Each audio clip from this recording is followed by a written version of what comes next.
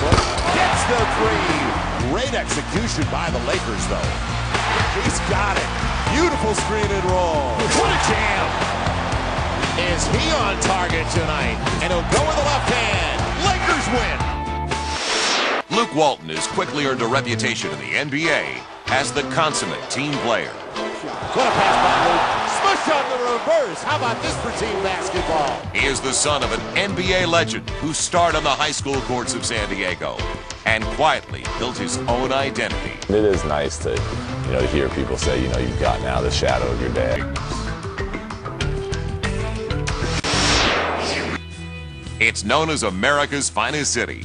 San Diego, California is blessed with perfect year-round weather and an endless number of diversions for anyone to live a carefree life.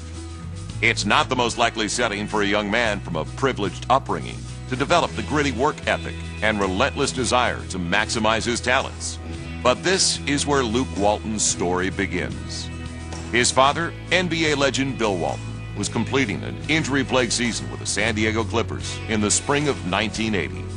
Returning home from his final game of the season, little was certain for the 7-foot center, except for the pending arrival of his son. It was actually Bill's last game of the season with the Clippers. And he comes home like at 2 in the morning. I'm like, Bill, I think I'm in labor. He's like, no, you can't be. I gotta go to sleep. And so he kind of dozed off and on. And finally, like at 7:30, I'm like, okay, you gotta really wake up now. And sure enough, within a few minutes, Luke was born. Bill and Luke went back to sleep. It was awesome. Luke Theodore Walton was born in his family's home in San Diego, California on March 28, 1980. Luke was named after Maurice Lucas, his father's former teammate from his years with the Portland Trail Blazers. My dad calls him and Larry Bird his two best teammates ever. He said Maurice was his best ever because at that time my dad was, MVP of the league. And people would always go out and try to hurt him to have the best chance of beating Portland. And Maurice was the guy that anytime anyone touched my dad, Maurice would come punish him. So I was born right after that in 1980, so I was named after Big Maurice. Even as a toddler, Luke exhibited unique signs of the man he would grow up to be. He's just one of those athletic kids that I knew whatever sport he chose to play, that he would be exceptional at it. In many ways, Luke was a typical young child, idolizing his two older brothers, Adam and Nate, following them wherever they went, and eventually becoming a big brother to Chris, the fourth Walton brother, who was born 2 years after Luke. The brothers experienced incredible things at a young age. Their father was an NBA icon, and by the mid-1980s, he was looking to play for a championship contender again. In 1985, when Luke was 5, Bill Walton was traded from the Clippers to the Boston Celtics. The experience would shape Luke's life. We were living in Boston and we'd get to go to the games, and it was when the Celtics were one of the best teams ever, and the NBA was, in its prime with the Lakers and Magic and the Celtics and Larry and Kevin and all those guys. So that's when I really fell in love with the game, and that's when I'd go home after school and I'd watch Celtic games and Laker games and go out in the backyard and play all day long, and that's definitely when I fell in love with it.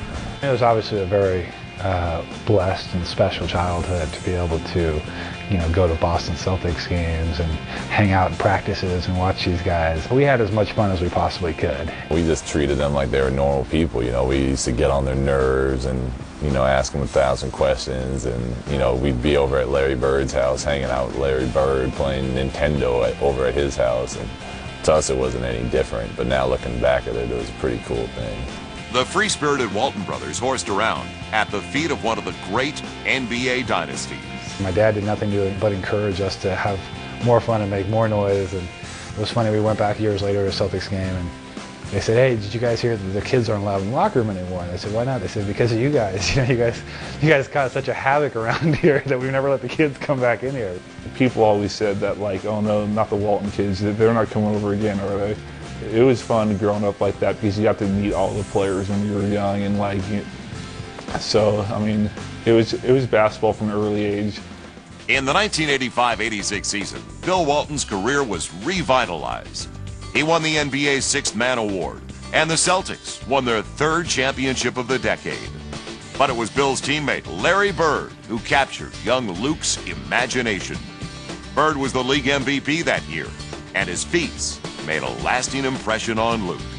Growing up, I was a Celtics fan because my dad was playing with them, and Larry Bird was my hero. I used to try to, go in the backyard and be just like Larry Bird, and I'd play whole games in my head where I was on Larry's team, and my imagination would be going crazy, but Larry Bird is definitely a guy I tried to be like when I was growing up.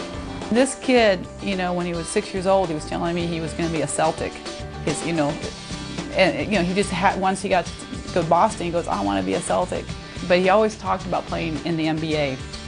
He said, I want to be like Larry Bird, and he just, you could tell by what he said, it was in him, like from the get-go. Luke dreamed of growing up and playing on the parquet floor of the legendary Boston Garden. But on his 7th birthday, an omen of his future arrived. Fans, the Lakers have no timeouts left. They're going to have